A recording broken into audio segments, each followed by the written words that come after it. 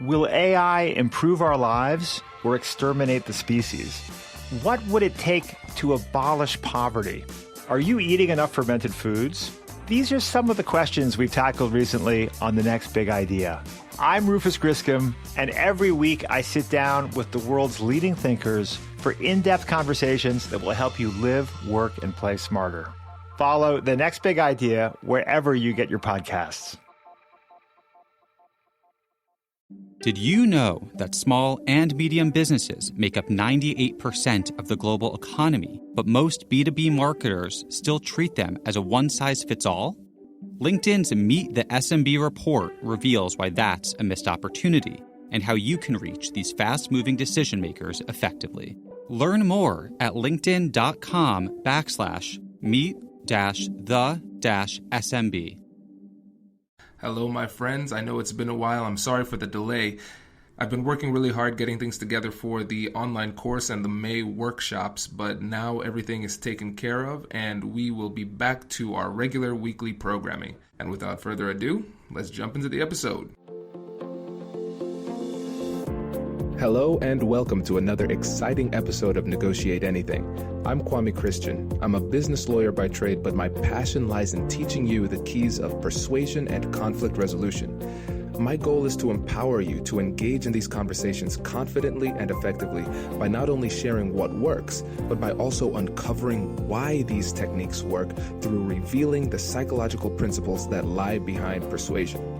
This podcast is brought to you by the American Negotiation Institute, where we conduct negotiation and conflict management workshops that make difficult conversations easier. You can either request a customized workshop for your company or attend one of our many upcoming public workshops.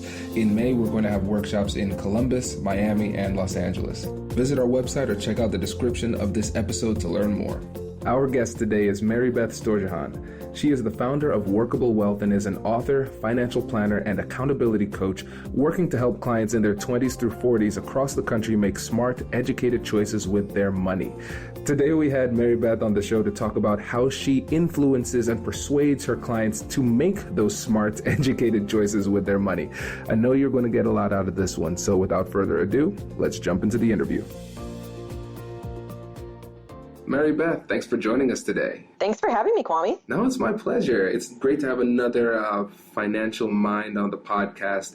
I realized in the first couple of years that we had a dearth of financial planners and advisors on the show. So I'm really excited to have somebody like you, and especially given the fact you have such a great podcast, come on the show and share a little bit of your wisdom with us. Thank you. So how about you get us started by telling a little bit about yourself and what you do? Let's see. Okay, a little bit about me. I am a financial planner. I am a CEO, certified financial planner of Workable Wealth. I launched Workable Wealth as a virtual financial planning company about 5 years ago. I'd spent 10 years in the industry prior to launching, basically working with those in their 60s and 70s and helping them transition into retirement. And the whole premise about Workable Wealth came around. I really wanted to help our generation. I wanted to help my generation.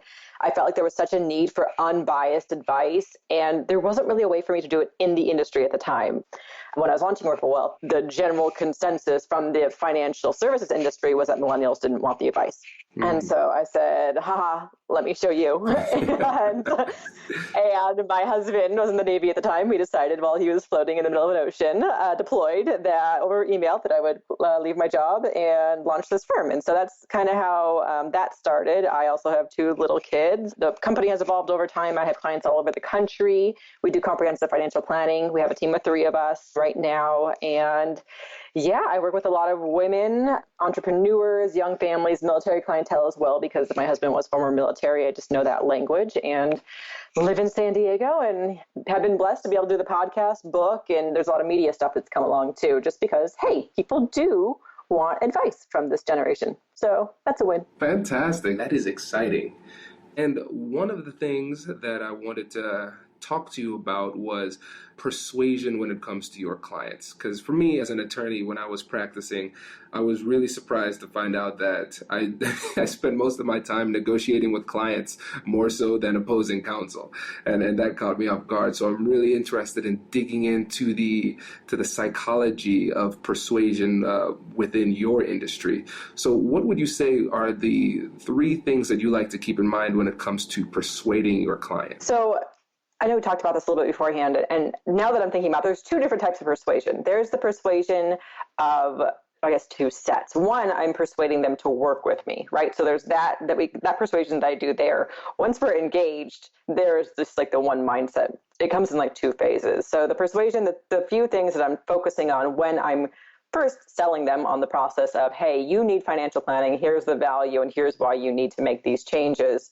The 3 things that we're focusing on is there's a question I ask them, there is the way that I explain the process to them, and then we're going to dig into like identifying money mindsets and money blocks that they might have. Those are the 3 big picture things that I'm focusing on when I'm convincing them to also to work together. And then the persuasion of actually implementing and making changes comes over the longer term as well. I like that. And I can appreciate the distinction because it's, of course, we're playing to the same psychological foundations there when it comes to getting them to change their behaviors in some way, but kind of understanding that distinction of what minor tweaks is required and at what point in the relationship is really important. Right, exactly. And so let's dig in first to, how I talk to them about working together and what that process is for the persuasion. And then we'll talk about how we actually get them to change.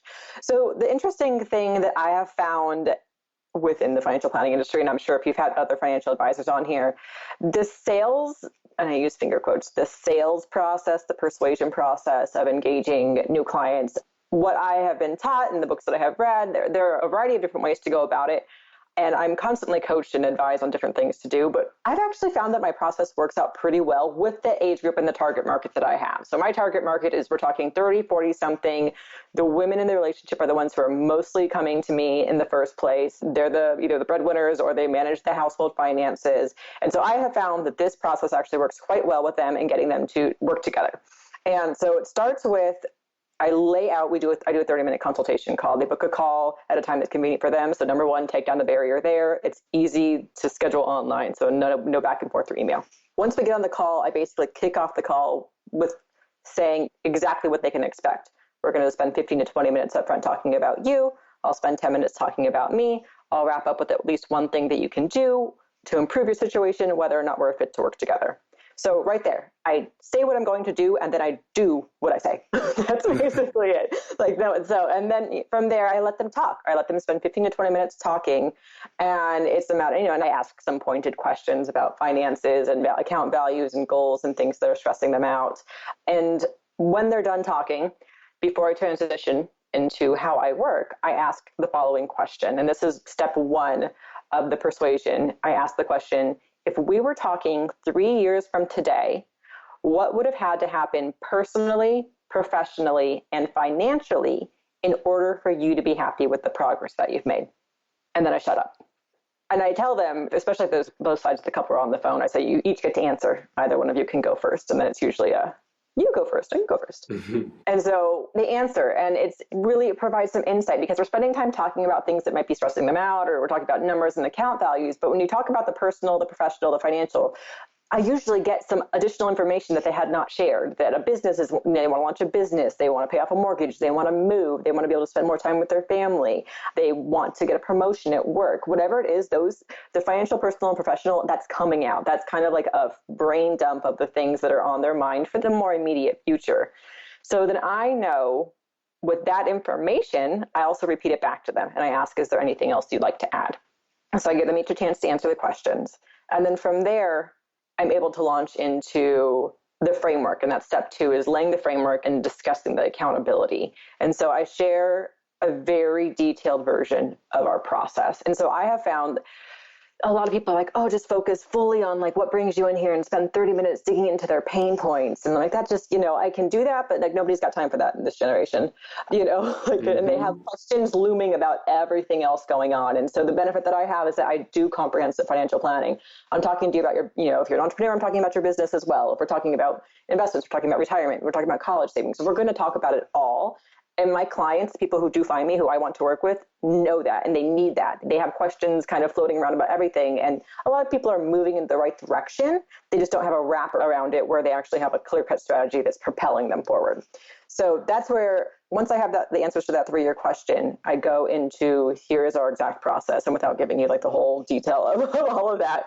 And then I go into, okay, here's the process, the exact process. Like we work together, we have an intake meeting, we have a plan meeting, we create the plan, we deliver the plan, you get a checklist. So this is the thing, is as a CFP, we cover investments, goal planning, cash flow, debt, taxes, retirement, insurance, estate planning. All those things are covered in this plan, which is overwhelming as all heck. This is why I launched my business. Like it's overwhelming as all heck, and I can give somebody a plan, and the likelihood of them doing it on their own without the accountability piece is very slim. The accountability factor is huge. And so I explained that to them, we're going to hold you accountable to, if you want to leave your job, we're going to set a timeline for that. That's going to be part of the action checklist. I'm going to help you check in if you're trying to launch your business. Do you have that plan ready? Have you gotten your tax ID number? Are you stashing away into your startup fund?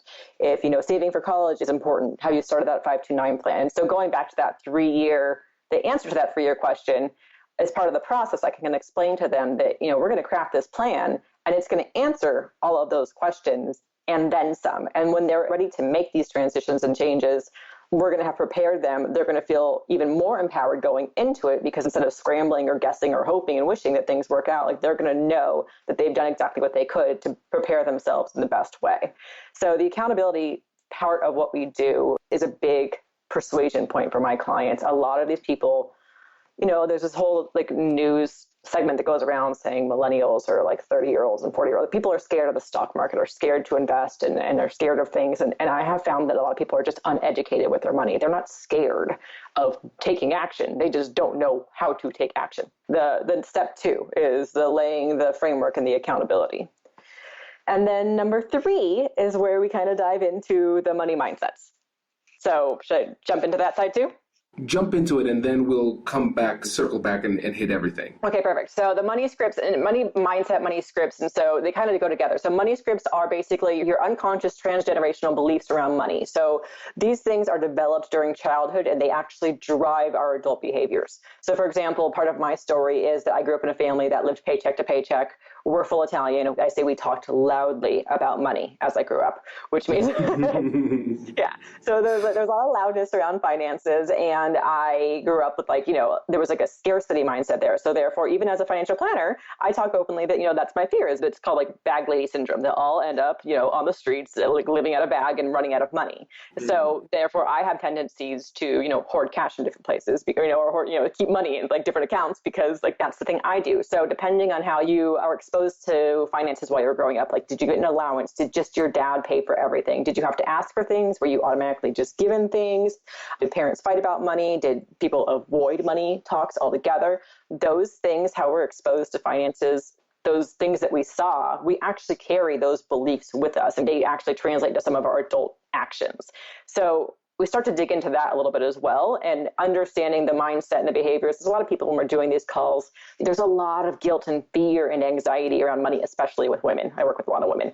Lots of shame, lots and lots of shame around money. And so what I try to do there is basically say, it's normal to feel the way that you feel. It is normal to have this anxiety. It is normal to feel like you've made a lot of mistakes, because money is like such a taboo topic. Nobody even talks about it. You wouldn't talk about that you feel shame around things. You just carry that around with you. And so I try to normalize their feelings, not their behaviors.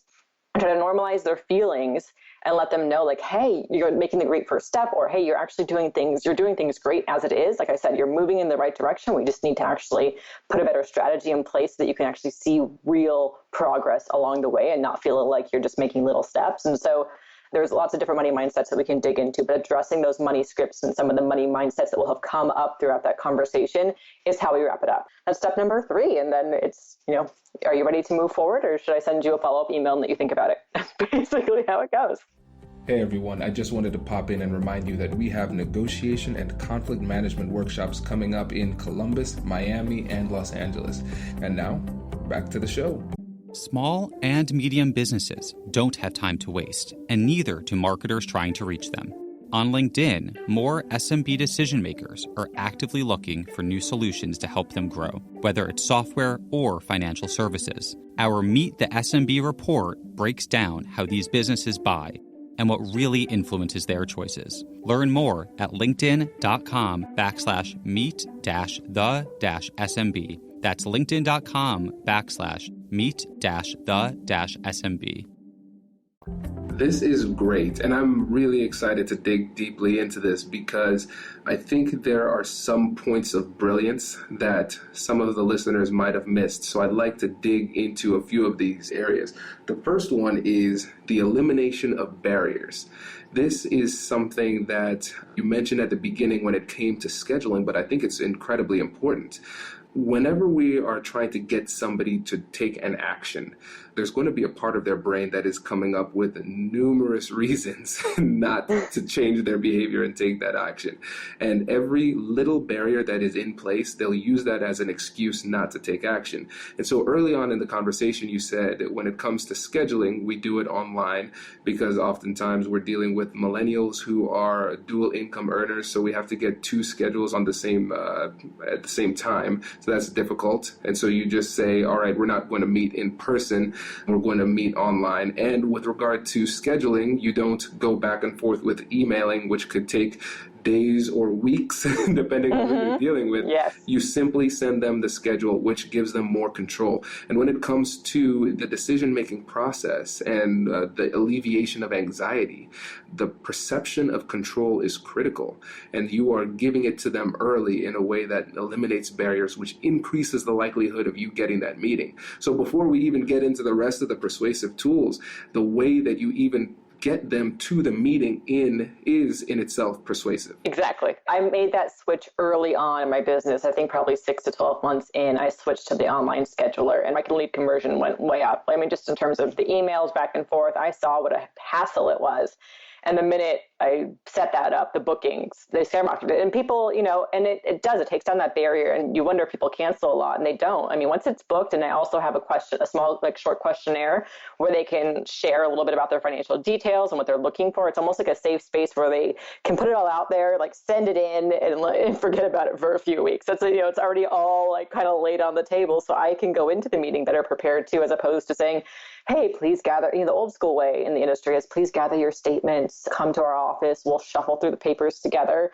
Again, nobody has time for that. Nobody has time for that anymore.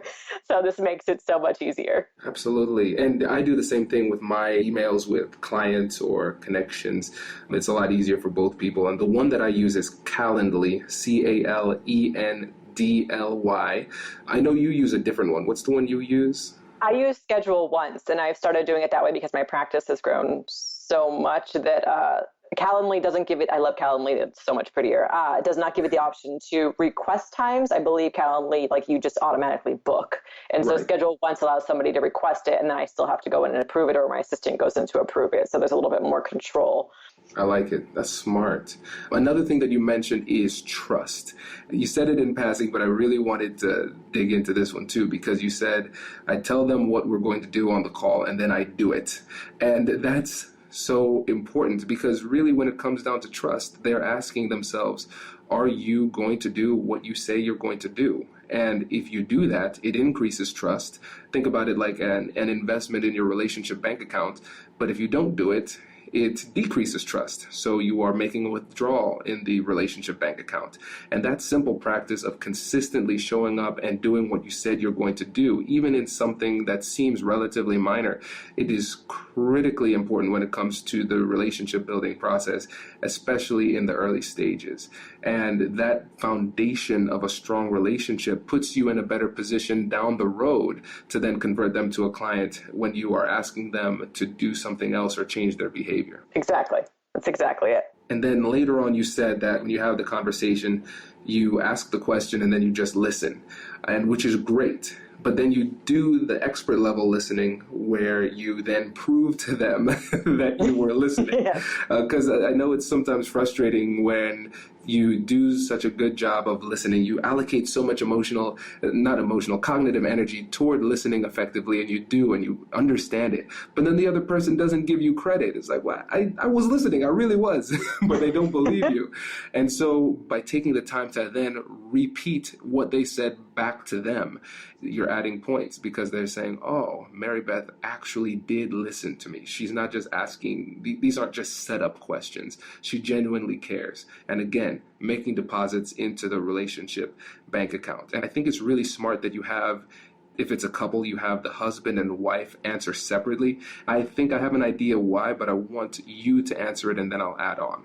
The big thing is that it's very easy to say ditto what they said, or it's also very easy for it to become biased, right? Like some people are afraid to talk. So it's usually the more timid one that'll ask to speak first. I'll say either can go first or I'll pinpoint one of them, but it's very easy for it to become skewed. And it's also a lot of the times they haven't had these conversations on their own. So instead of one person speaking for the family, I like to have both invested because I want both sides to become empowered around their finances and to feel in control of things and comfortable starting to talk about money. So I ask both for a lot of different reasons, but it's just like to get it started, take a step, start talking about your money, take action there, because even though it's scary and I can tell they're uncomfortable, when I read their answers back, and the thing about this question is that it becomes the foundation of actually our work together. Those answers come up again and again throughout the financial plan, throughout our 6-month reviews. Those answers are what we're checking back in with. So it's the best way for me to get to know them, but it's also, I want them to start getting comfortable talking about money in a safe place together, whether it's to me or to each other. They're sharing it in an open and safe place. And that's usually why it's, and I want them to have a feel for that's what this will be with us working together. That's brilliant. And one of the things you mentioned earlier is that you want to have the more timid one speak first. So 2 questions there. How do you identify which one is more timid? What are the tells that you see? And then the second one is, I want you to make it explicit for the audience why you do that, because I love this point. Typically, one person will take over in the conversation. If both are on the phone call, the person who typically manages the finances or is in more control in that area will do all of the talking. And the initial talking in that 15 to 20 minutes is, tell me about yourselves. What do you do for work? What's your income? What, account me family, account values, those sort of things. The person who's doing all the talking is not the timid one. That's basically it. So if somebody has been quiet the whole time, I automatically peg them first to talk about their goals because I want them to share. There's going to be some interesting and new information that they're going to share with me than this other person has. And so I identify them first because, again, if the other person is talking, if the person who's dominated the conversation, not they dominated, but dominated the conversation, if that person goes in first, the likelihood of the more timid person feeling safe enough to share their real, open, honest opinions or goals decreases. So I want them to feel, again, that they are recognized, and that builds my trust with their trust with me, right? I know they're quiet. I want them to be able to trust me. Never mind this other person who's like, I want the quiet person to feel empowered around their finances. And that stems from my 10 years in the industry prior to launching Workable Wealth was where, these 60, 70-year-old couples would come in, the man would do all the talking and the woman would sit quietly next to them. And then there's articles in the industry about, women leave their advisors after things happen, after husbands pass away and that sort of stuff, because the women aren't really addressed. And so if it is the woman who's more timid, or even the husband in some cases, I will call out that person because I want them to know this is a safe space and their needs and concerns will be addressed as well. Right. And what this comes down to is, 2 things. It's trust, getting a deeper level of trust with both of the partners. That's the first thing. And the second thing is you're getting higher quality information. In my book, I talk about the light theory of negotiation and the fact that we try to turn on the lights in all of these negotiations through asking questions and getting information. And through getting the information from the timid person first, you're giving them the space to talk, and you're getting higher quality information, which allows you to do your job at a higher level. Exactly. What's interesting, too, is the fact that the solution comes pretty deep into the game, and that's your framework. And I think this is critical, too, because what you're doing is you're sequencing this procedure very, very knowledgeably in a very persuasive way, because you're first building trust and building a relationship and making those deposits into the relationship bank account. And then you're getting great information. And when you have that information, it's only at that point that you produce the solution or provide them with the solution. Correct. Even if you can see early on what the solution is, it's beneficial because they feel like they, again, have more control over it because they've been heard at this point, which makes them more likely to then accept the solution as valid. Exactly. And I mean, a lot of people just want a safe place to talk about their money, especially because money, again, like I said, it's such a taboo topic. And I talk about this in my presentations. People will talk openly about the number of partners they've had in bed before they share the number, the balance of their bank account with somebody, with a stranger, it's just that uncomfortable for people. So even if it's 15, if I can provide 15 minutes of safe space for them to kind of share or go on their tangents and redirect them just to try and get to the root of things, they appreciate that. And I appreciate that they trust me enough to do that. And now when it comes to the last step, when we're talking about the money mindset, I always find it fascinating and refreshing when somebody who is in the financial industry and deals with money, where it seems like all we would focus on is the analytical side and the financial side, you make a point to dig into the money mindset and address those emotions. And again, with the book, when I talk about the compassionate curiosity framework, the first thing that we do is we address the emotions of the parties involved, because those are the things that will be the drivers of the decision-making process. And a lot of people who are very technical or analytical, they struggle to persuade because they lead with the right answer. And it's frustrating for them because they're like, monetarily, financially, this is what you should do. It's the right thing to do. But it's the human mind is complex and emotions play a significant role. In fact, the majority of times people will come to conclusions with their emotions and then subsequently justify it with logic, because emotions get first shot at interpretation of new situations. And that's why a lot of times when somebody says something, they come to a conclusion, and then you ask them to justify it. The things that they say just don't make any sense because that's the direction of the decision-making process. Emotions first, and then try to cover your tracks with the logic. Yes, and I've seen both. I mean, I will say the money mindset, identifying the emotions works. For the most part, clients come to me. I have had some clients that were just, some clients just want to throw money at the situation and expect me to be a magician. So you have to be in the right mindset to be willing to make change too. Some people are, still in the self-sabotaging mode. So the stuff that we're going to talk in the money mindsets, I will say for 95% of my clients, it does work. There's the 5% though who have more work they need to do on themselves and their situation before they're going to be ready to take control of their finances. And those are the ones that I do graciously part ways with though. I don't try and will them into it. Those are the ones where I just say, go on your way and come back when you're in a different place or in a better place to take action. And that's a critical point, because negotiation isn't the art of deal making, it's the art of deal discovery. And if we think about it as deal making, we might force ourselves and pressure ourselves to create a deal where one really doesn't exist. And like you said, even though you're an entrepreneur, you have a successful business, and more clients typically means more money, you recognize that sometimes the relationship it simply doesn't work. And through this process, you were going through the process of deal discovery. You were learning about each other, getting all this information, and then at the end, you recognize there's no deal, and that is completely okay. That's still a successful negotiation. Exactly. So, but yes, the money mindset comes up, and that's basically what stays throughout our work together in terms of negotiating changes. And there's obviously the specific actions we take in terms of invest your money here, open these accounts, do these things.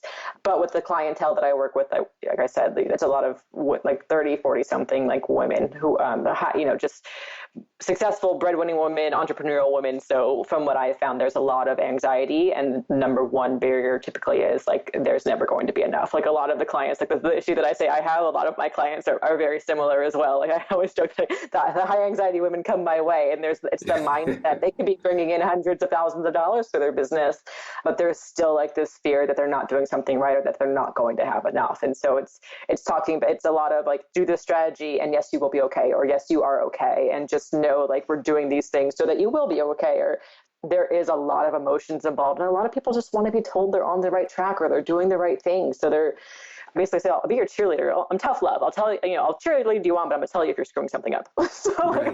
with your finances, we make the deal, like we lay out the plan. Here's the framework. Here's the things we're going to do when the financial plan is set.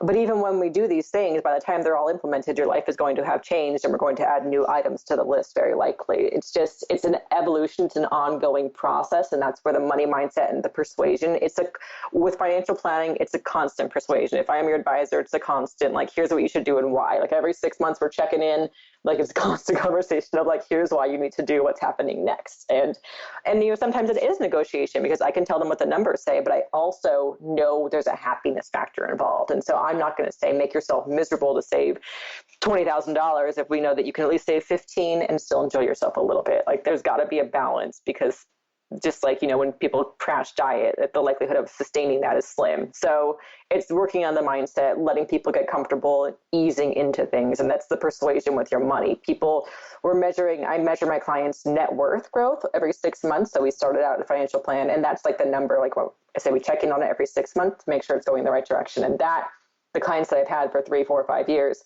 that's where we see the real progress. I mean, I've seen hundreds of thousands of dollars of debt paid off, like net worths have doubled. Like you just see like different things with different people. And that's like, when they see that, that's what tackles like the mindset. They have the tools in their toolbox then to like kind of like counteract their own money mindset, right? They can look back and there's actual physical proof of the work they've done. The numbers tell them and show them the work they've done. And so even when that voice comes in of, I'll never have enough, I'll never be enough, I won't earn enough, I don't deserve these things, they look back and see the work they've done and it still feels good. And so that's part of like the process, is that they have these things they can look back on, and I can cheerlead them on and celebrate with them, but they also learn to do that for themselves as well. That's brilliant. This is incredible. Yeah, I tell you, again, like I said when we were not recording, it's always great talking to another podcaster because it's like the interview runs itself. Yeah. This was great. Thank you so much. If you could give an action item for our listeners here of one thing that they could do to be more persuasive within the next week, what would it be? One thing to be more persuasive within the next week, I would say identify what barriers you could break down. I mean, I think that was the most immediate thing. How can you make it easier for people to communicate with you, access you, to reach out to you? Whatever you can do to streamline any processes, that is like the number one tool for persuasion. Make it easy. Make it easier for other people. I think that's the best thing that you can do to get started. And the most impactful across the broad scale. That's going to be the most impactful thing on a big picture scale. That's perfect. Well, good deal. Thank you so much. And before you go, can you tell the audience again about your book and the podcast and how they can get in touch with you? Sure, yeah. The company is Workable Wealth. That's the financial planning company. And my podcast and book are both called Work Your Wealth. And that's where we talk about money, finances, all of that fun stuff. And you can find me at Marybeth at workablewealth.com, or I am on Twitter and Instagram at Mary B. Storj, Storj, and we have a Facebook page as well. All of the social media things. Fantastic. Thanks again for coming on the show, Marybeth. I appreciate it. Thanks, Kwame. Hey, thanks for listening to this episode. If you're liking what you're hearing, please leave a review and subscribe, and tell your friends. Our goal is to help as many people as possible, and when you leave reviews, it makes it easier for people to find us in the searches. Thanks again for being a listener. I'll catch you in the next one.